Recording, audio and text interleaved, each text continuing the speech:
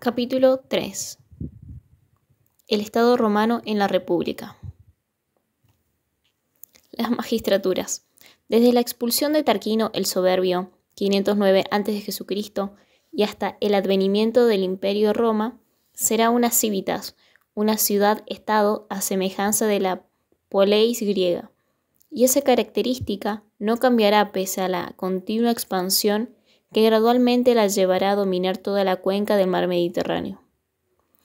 Esta ciudad, que conforma en sí misma un estado, se encontraba regida por diversos órganos de poder: el Senado, los comicios y los magistrados republicanos, herederos, estos últimos del rey, las funciones del cual se verán limitadas exclusivamente en el aspecto religioso. De ellos pasamos a ocuparnos a continuación. Características de las magistraturas. Los magistrados romanos combinan el principio etrusco del imperium, poder unitario, absoluto e ilimitado, por definición con la temporalidad y colegialidad.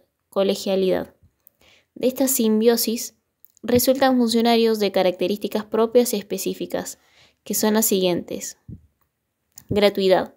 Los cargos honoríficos, esto es que los magistrados no cobran por ejercer sus funciones, antes bien deben costear de su propio peculio los emprendimientos que encaran, cosa que hacía de la magistratura una ocupación onerosa más bien que lucrativa.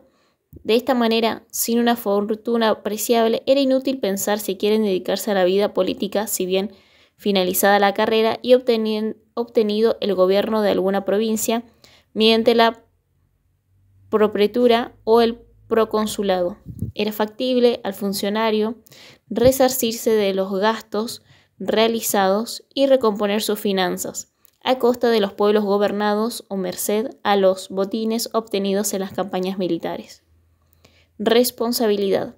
Dentro de los 5 días posteriores a asumir el cargo, los magistrados juraban solemnemente observar fielmente las leyes de la República, juramento que reiteraban al abandonar sus funciones, asegurando en esta ocasión que las habían respetado.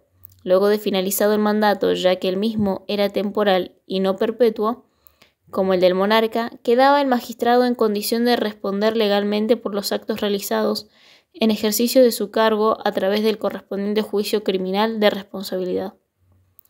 Periodicidad. Suele decirse que es característica de las magistraturas romanas la anualidad, porque usualmente los cargos duraban 1 año, periodo acabado el cual debía designarse un sucesor, pero existían magistrados como los censores que se elegían cada 5 años, durando 1 y medio en sus funciones. Por ello, como nota distintiva general, es preferible hablar de periodicidad.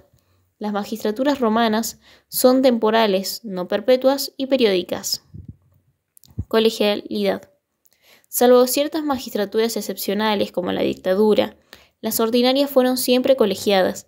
Esto es que había por lo menos 2 y en ocasiones muchos más titulares por cada una. Ello obedecía el ánimo de crear un sistema de pesos y contrapesos a fin de favorecer las instituciones republicanas.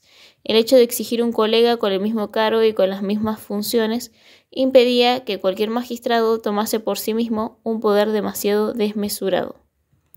La forma de ejercer el control era a través del veto, posibilidad que cualquier magistrado tenía de oponerse y consecuentemente de enervar cualquier iniciativa asumida por otro de su misma categoría o de un grado inferior. Electividad. Los magistrados ordinarios son elegidos por la Asamblea del Pueblo romano reunida ya en comicio centuriado, en comicio tribado o aún en concilios de la plebe. Potestas e imperium. Potestas es un término que en general se utiliza para aludir al poder que alguien tiene sobre otra persona. Por ejemplo, si hablamos de patria potestad, nos referimos al poder del padre sobre los hijos, y con potestad marital o dominial indicamos los derechos del marido sobre la esposa o los del amo sobre el esclavo. En el ámbito específico del derecho público romano, potestas vendría a significar el poder que los magistrados tenían para representar al Estado, Estado que, como es obvio, tiene poderes sobre sus ciudadanos, los cuales se ejerce por intermedio de quienes son titulares de las magistraturas. El imperio es, en cambio, el poder específico que los magistrados superiores tenían para realizar alguna función determinada. Dicho imperium les venía conferido por una lex curiata de imperium. Una vez que se hacían cargo del ejercicio de la magistratura y mediante él podían, entre otras cosas, mandar los ejércitos, juzgar, convocar y presidir al Senado, llamar y presidir al comicio. Clasificación de las magistraturas. Existen diversas clasificaciones de las magistraturas que podemos enunciar muy someramente. Así se habla de ordinarias y extraordinarias. Ordinarias son las magistraturas que, conformando la estructura normal de la República, existen de manera permanente, integradas en una carrera, el cursus honorum, cuyos diversos peldaños era necesario ir ascendiendo ordenadamente. Extraordinarias, en cambio, fueron las creadas por casos excepcionales, que debían durar solamente el tiempo durante el que se prolongase la contingencia que había dado lugar a su designación, como por ejemplo la dictadura. Curules y no curules. Según tuviesen o no quienes la desempeñaban derecho a sentarse en la silla portátil o plegadiza, con adornos de marfil llamada curul. Fueron curules la dictadura, la censura, el consulado, la pretura y el idiliato curul. Mayores y menores.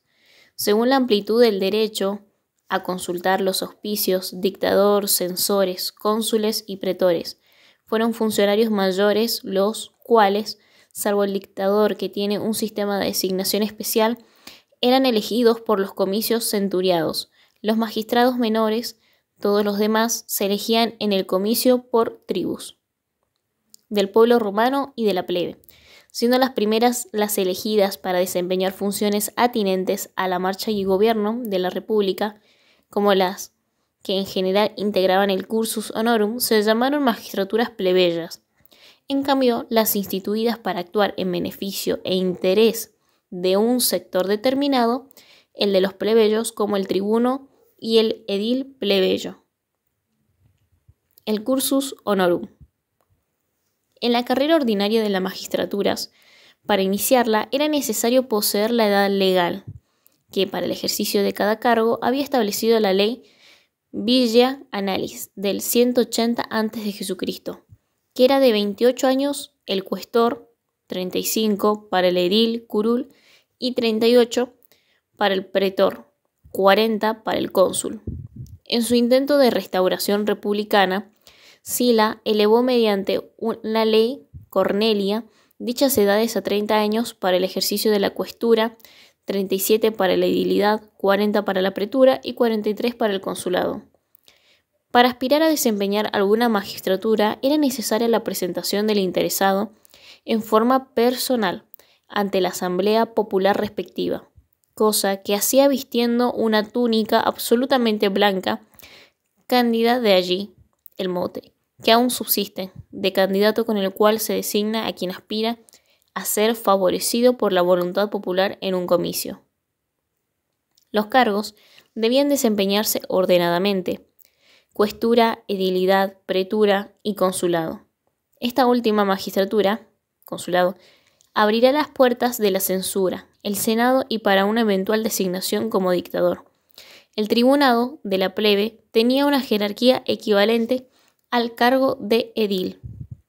Este forzoso escalonamiento perseguía dos objetivos, que durante el apogeo de la República cumplió eficazmente. En primer lugar, procurar que el aspirante a la carrera política aprendiese el arte del gobierno poco a poco, desempeñando cada vez un cargo con mayor responsabilidad y más amplias facultades. Y en segundo lugar, permitir también a los ciudadanos observar si la gestión del magistrado es idónea y si justifica el que vuelva a ser elegido para funciones de mayor jerarquía. Entre el desempeño de las varias magistraturas debía dejarse un intervalo que era de 2 años entre las del pueblo romano y 1 entre las plebeyas, tribunos y los ediles de la plebe, Para buscar la reelección en el mismo cargo, había que esperar, en cambio, un lapso de 10 años, en virtud de un plebiscito que data del año 412 antes de Jesucristo. Salvo la censura, todas las otras magistraturas ordinarias eran anuales. Dada su calidad de colegiadas, existía la posibilidad del veto, que cualquier magistrado podía interponer en contra de las iniciativas de un colega o de otro de rango inferior. Una vez finalizado el mandato normal, tanto los cónsules como los pretores podían recibir el gobierno de alguna provincia con el título de procónsules o propretores, cargos estos dotados del correspondiente imperium. Veamos en detalle los diversos peldaños del cursus honorum. Cuestura. Probablemente la magistratura más antigua, dado que quizás existía ya en tiempos de la monarquía, épocas en las que los cuestores habrían tenido la atribución de jueces en lo criminal. A partir de la ley Valeria, que se remonta a la época de la instauración de la República en el 509 a.C., los cuestores tenían a su cargo todo lo concerniente al erario público, recibir y custodiar los ingresos y realizar los pagos que encomendase el Senado o los magistrados superiores. Hubo al principio 2, y este número se fue elevando paulatinamente, llegando a existir 40 con Julio César. De ellos, mientras 2 se ocupaban de las originales funciones de custodia del erario, a los otros se encomendaba la tarea de auxiliar a los cónsules en campaña y cumplir funciones administrativas en las provincias. Edilidad. El nombre del cargo deriva de la función que literalmente era cuidar la casa, ya que tenían a su cargo la atención de los asuntos de la ciudad. Existieron diversos tipos de ediles. Teníamos los ediles plebeyos, que se cree que reconocen su origen en la primera secesión de la plebe del año 494 a.C., juntamente con los tribunos, de quienes eran auxiliares. Eran 2 y tenían a su cargo la supervisión de la policía urbana, la organización de los juegos plebeyos y la misión en general de servir de auxiliares de los tribunos. Ediles curules, llamados así porque tenían derecho a sentarse en la silla del mismo nombre. Surgen con la pretura en el 367 a.C. Eran 2, y en un principio el cargo estaba reservado para patricios, consistiendo su misión en la supervisión de los templos patricios y la organización de los juegos romanos, así como la atención de los demás asuntos de la ciudad, control de los mercados, policía, limpieza, supervisión de termas y posadas, persecución de la usura, etc. Funciones estas que realizaban conjuntamente con sus colegas plebeyos. Ediles cercales, que surgen a partir de Julio César, también en número de 2, para ocuparse del abastecimiento de grano. Pretura. El cargo es creado por las leyes Sextias y Licinias en el año 367 a.C., como colega menor de los cónsules encargado de la administración de justicia. En un principio constituyó una excepción al principio de la colegialidad, ya que el pretor urbano, encargado de impartir justicia entre ciudadanos, no tenía colega. Posteriormente, y durante la Primera Guerra Púnica, aproximadamente en el año 247 a.C., se creó un segundo pretor, denominado pretor peregrino, cuya misión estribaba en impartir justicia entre ciudadanos y extranjeros, o extranjeros entre sí. Llegaron en definitiva a existir 18 pretores, y a partir de la creación de las cuestiones perpetuae, tribunales ordinarios encargados de determinadas causas, siempre con el cargo de presidente de alguno de estos nuevos órganos judiciales, existía un pretor. Consulado. Al principio se los designaba pretores, que etimológicamente significa jefe militar, aunque ya a partir de la caída de los decemviros en el año 449 a.C., el nombre ordinario es el de cónsules. Originariamente tenían todo el poder de los reyes, salvo en lo atinente a las funciones religiosas, lo que parece confirmar la teoría que sostiene que el tránsito de la monarquía a la república se originó más que en una revolución en la progresiva delegación de funciones por parte de los monarcas. Habrían existido desde un principio dos cónsules, uno mayor y el otro menor, mayor y minor, designaciones estas que denotaban una diferencia de jerarquía entre ambos. Durante el 451 y el 450 a.C. fueron reemplazados por decemiros, 10 magistrados encargados de redactar un cuerpo de leyes, conocido luego como las 12 tablas. A partir de entonces, o quizás desde el 443 a.C., a fin de impedir el acceso de los plebeyos al consulado, se mantuvo el cargo en suspenso, no eligiéndose más cónsules hasta el 367 a.C. Durante ese periodo se designaron en reemplazo de estos otros funcionarios, los tribunos militares con potestad consular en número de 6, dignidad esta que, si bien tenía todas las potestades del consulado, era accesible a los plebeyos.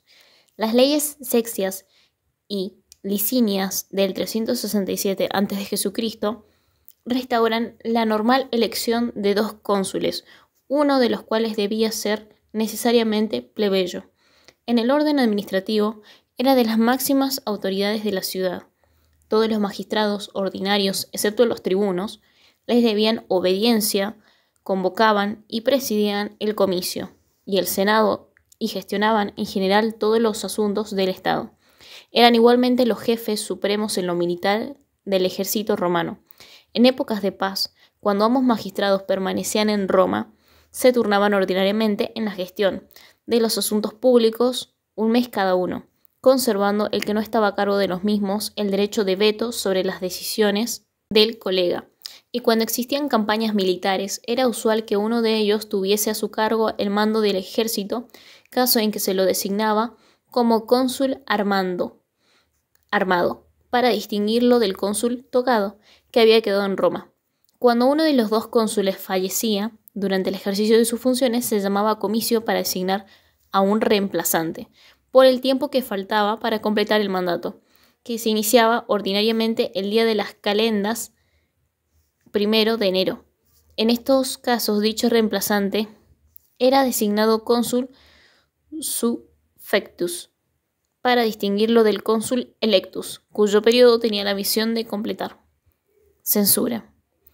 El censo en Roma fue una institución creada por el rey Servio Tulio, y conforme a él se estructuró el comicio centuriado. Realizado originariamente por los reyes, la tarea pasó luego a los cónsules y a partir del 443 a.C. a dos nuevos funcionarios denominados censores, aunque jerárquicamente inferiores a los cónsules, ya que carecían del imperium del que estaban dotados estos, en la práctica tenían una dignidad superior, tanto que para el cargo de censor se elegía siempre pre-ex cónsules. Se trataba de dos magistrados cuya misión consistía, aparte de la realización del censo, en la supervisión de las costumbres y la moralidad de los ciudadanos, pudiendo castigarlos haciéndolos bajar de la tribu al anotarlos en alguna de categoría inferior o privar a un caballero de su dignidad de tal. Confeccionaban asimismo el álbum senatorial desde la ley Ovinia 312 a.C., es decir, la lista de los ciudadanos en condiciones de integrar el Senado, lista de la cual se designaba a quienes debían acceder a este cuerpo cuando alguno de sus miembros fallecía. Los censores se elegían cada 5 años y desempeñaban el cargo durante 18 meses, con lo que constituyen una excepción al principio general de la anualidad de las magistraturas, aunque no al de la periodicidad. Una magistratura extraordinaria, la dictadura. Los dictadores constituían un órgano previsto por la Constitución Republicana de Roma, como un recaudo para mantener el normal funcionamiento de las instituciones. De ordinario, dada su jerarquía y lo delicado de las funciones que desempeñaban, eran elegidos entre los ex cónsules.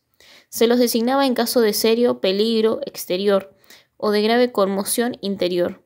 En esos supuestos, el Senado dictaba el Senatus Consultum Ultimum, Senado Consulto Último, autorizando a los cónsules a nombrar un dictador. Él mismo duraba en su cargo nunca más tiempo que el necesario para sobrellevar la emergencia y, en ningún caso, aunque dicha emergencia continuase más de 6 meses. Nombrado el dictador, ello implica que las demás magistraturas ordinarias, salvo el caso de los tribunos, quedan en suspenso. Su poder era casi absoluto, siendo sus decisiones inapelables. Los mismos dictadores designaban un auxiliar, el jefe de caballería, Magister Equitum, que tenía como función secundarlo en el ejercicio de las facultades que le eran propias. El conflicto social. Los tribunos. Los plebeyos que con las reformas del rey Servio Tulio habían alcanzado la dignidad de ciudadanos van a ser protagonistas junto a los patricios durante los primeros siglos de la República, de una enconada lucha de clases en la que aquellos pugnarán por asimilarse completamente a estos. Corriendo el año 494 a.C., los plebeyos advierten que su inclusión en el comicio ha distado de implicar para ellos una mejoría. En efecto, ahora están obligados a integrar el ejército, pagar los tributos y sin embargo se ven excluidos del gobierno de la ciudad, ya que no pueden acceder a las magistraturas ni por ende al Senado. Tampoco les es posible integrar el colegio de los pontífices, lo que les excluye del conocimiento de las leyes, cuyos depositarios eran estos sacerdotes. Les obligan las normas republicanas, que salvo los censados entre los caballeros y primera clase, no han contribuido a votar, y por otra parte están rígidamente segregados, ya que se encuentra prohibido el matrimonio entre ciudadanos de ambas clases. Pese entonces a que las campañas militares romanas se encuentran apuntaladas por la fuerza del orden plebeyo, cuyos integrantes irán jalonando con sus huesos cada paso de la expansión de la República. Su situación social no es entonces la ideal, ni mucho menos. La cuestión se agrava para los pobres, dado que el prolongado tiempo que deben permanecer en la campaña implica que deben desatender sus propios asuntos y, cargados de deudas, son frecuentemente víctimas de una legislación rígida y brutal, que a menudo los condena a pasar el resto de sus vidas como esclavos. El inicio de la reacción tiene lugar, como decíamos, a partir del 494 a.C. En ese año, los plebeyos deciden una secesión trasladándose al monte Aventino, sagrado para ellos, a fin de fundar allí una nueva ciudad.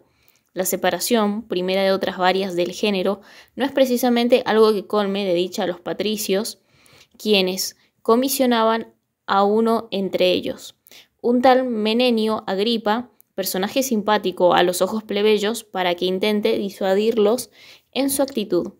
Este trata de hacerlo mediante un apólogo, en el que compara a los patricios con el estómago y a los plebeyos con los miembros del cuerpo humano, añadiendo que si estos dejaran de alimentar a aquel, ello implicaría, por cierto, la muerte del estómago, pero también la de los miembros, ya que quien fallecería sería todo el hombre y no sus órganos individuales.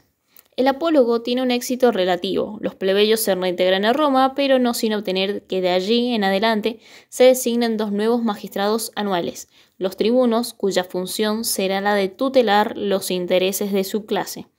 El número se eleva a 4, uno por cada tribu urbana donde se concentraban mayoritariamente los plebeyos. 20 años después y luego de otra secesión, llegando finalmente a 10. Los tribunos tienen una facultad esencialmente negativa, el derecho de veto o intercesio, que podían oponer a las resoluciones, medidas administrativas y acciones de los magistrados, el Senado y los comicios, con el cual podían enervarlas totalmente. Dicha facultad se ejercitaba únicamente dentro de la ciudad de Roma, o en los límites de 1 milla, 1000 pasos, de su contorno no alcanzado alcanzando por consiguiente a ser oponible a las resoluciones de los cónsules en campaña. Lo que era lógico, dada la índole esencialmente civil de la función. Estaban igualmente facultados los tribunos a convocar al pueblo en asamblea contio y al comicio por tribus. Hacían igualmente votar normas designadas dado su origen como plebiscitos, que siendo en principio oponibles y vinculantes solamente para la plebe, fueron a partir de la ley Hortensia de 287 a.C., consideradas como leyes de la República y obligatorias para todos los ciudadanos, fuere cual fuere su clase social. Los tribunos eran sacros e inviolables. Quien osase agredirlos era declarado execrable, sacer, y se lo consideraba consagrado como ofrenda a los dioses plebeyos, razón por la cual cualquiera podía darle muerte impunemente. Podían, y de hecho frecuentemente lo hacían, citar ante su presencia a cualquier ciudadano, inclusive un cónsul. En caso de incomparecencia, tenían facultades para arrestarlos, arrojarlos a la cárcel e imponerles una multa. Eran secundados por los ediles plebeyos, quienes actuaban como sus auxiliares, no eran reelegibles. Como puede advertirse, la figura de los tribunos implica un sabio y necesario contrapeso a las facultades de los magistrados patricios y el Senado. Lamentablemente, se vieron tentados a abusar de sus poderes, llegando inclusive su obrar sobre todos los fines de la República, a verdaderos actos de la más pura demagogia. El Senado en la República. Es quizá la época en que este cuerpo adquiere mayor brillo y esplendor, y en la que goza de mayor autoridad. Cuestión lógica si se repara que al desaparecer la monarquía, permanentemente siendo reemplazada por magistraturas anuales, será en manos del Senado, cuyos miembros desempeñan el cargo de por vida, en donde quede radicada la continuidad de la política romana. La composición del Senado varía durante la época republicana. Así, de los 300 miembros se pasa a 600 en épocas de Sila, 900 con Julio César, y se llega a 1000 con Marco Antonio, para descender ya a comienzos del imperio a 600 integrantes con Augusto, número en el cual se estabiliza. Los senadores son nombrados por los censores, quienes tenían asimismo facultad de removerlos si demostrasen malas costumbres.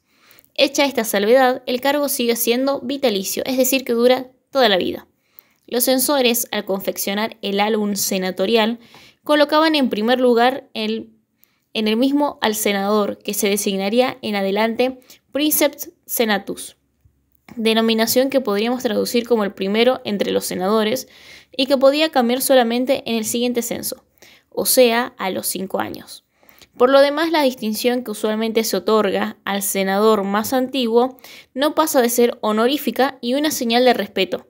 Por lo general, es el princeps senatus, aquel que primero manifiesta su opinión en las sesiones.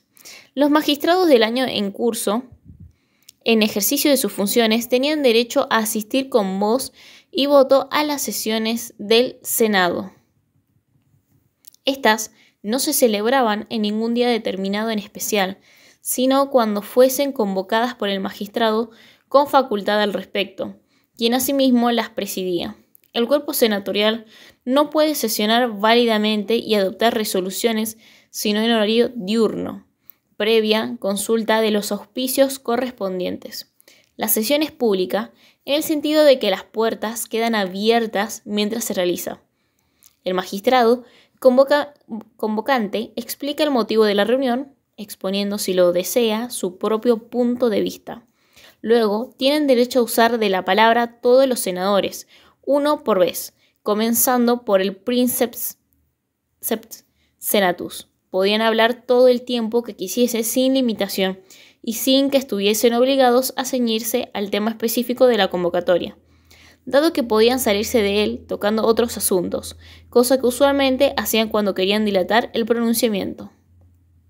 Oídas todas las opiniones, se procede a votar, cosa que, según se decía, se hacía con los pies, para indicar que el voto se emitía levantándose todos los senadores y agrupándose juntos los que apoyaban las distintas posiciones. El resultado de esta votación es el Senado Consulto, Senatus Consultum. Senatus Consultum. Y pese a su enorme jerarquía, no es ley. La fuerza legal la adquirirá recién en el imperio, aunque muy rara vez el magistrado convocante se atrevía a obrar en un sentido distinto. Los tribunos podían oponerle el veto. Fueron específicas funciones del Senado en la República.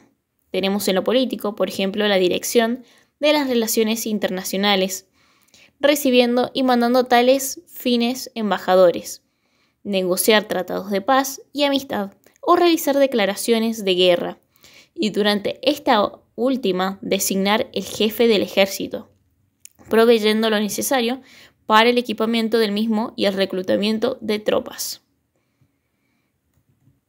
En lo judicial, puede juzgar e imponer castigos a los magistrados separándolos inclusive del cargo. Juzgaba asimismo a los extranjeros y a los ciudadanos acusados de conjura en contra del Estado o envenenamiento. En lo administrativo, supervisaba el culto, las finanzas del Estado, el ordenamiento y gestión de las provincias y controlaba y asesoraba asimismo a los magistrados. Le correspondía asimismo dictar el Senado Consulto, merced al cual se nombraba dictador. Los comicios en la República. Durante la época republicana, siguió reuniéndose regularmente el pueblo en asamblea. Lo hacía en comicios por curias, para resolver sobre alguna abrogación o testamento, y formalmente para conceder el poder nominal a cónsules y pretores electos mediante la lex curiata de imperio o el imperium, a quien hubiese sido designado dictador.